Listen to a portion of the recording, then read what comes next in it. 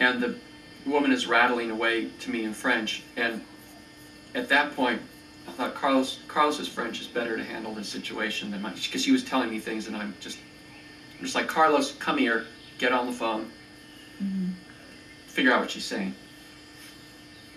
And I went back over to Claire, and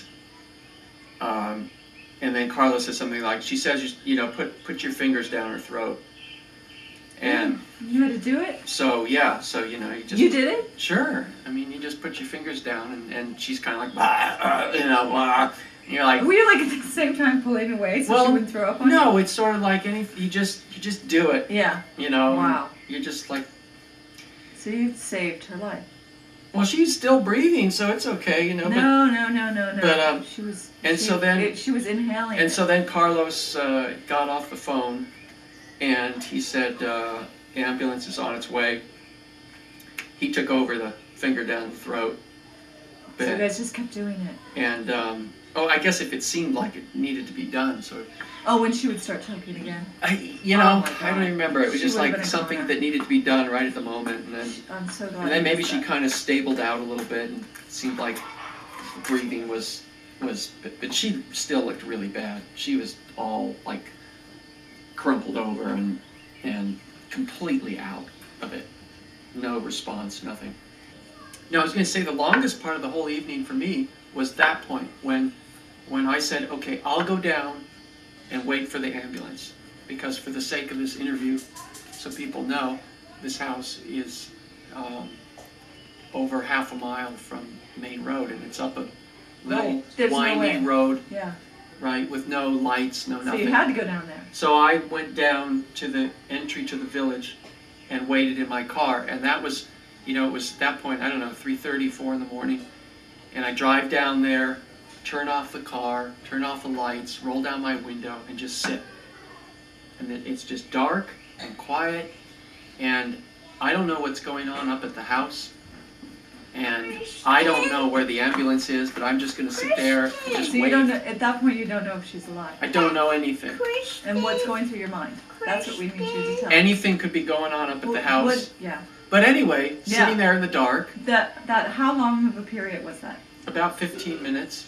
Those 15 minutes, what went through your head?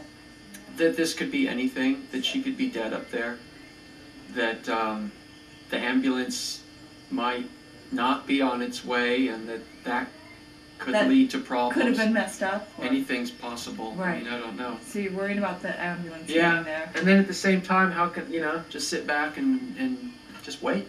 Were you thinking about what is Carlos doing? Yeah, I was thinking about in the sense of what is going on up there. Yeah.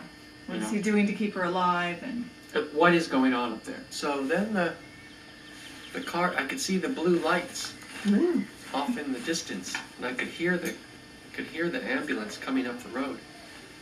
So there, and the siren wasn't on, so it was just the lights and the sound came up around the castle there, and I thought it came around your castle? Yeah.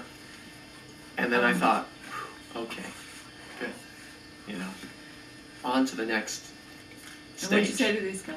I didn't say anything to them. I just turned the car on, turned my headlights on. Okay.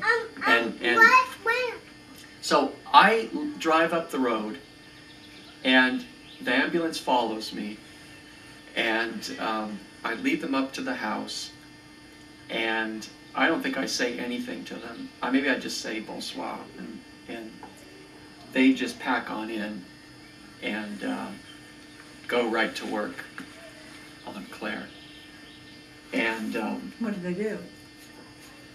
I don't know. One guy immediately goes to her head and her mouth. He's probably immediately like just seeing she's breathing, what the situation is, everything. Doing her vitals. Yeah. Well, maybe, because then the other guy comes in and he's got the electronic kind of vitals box there.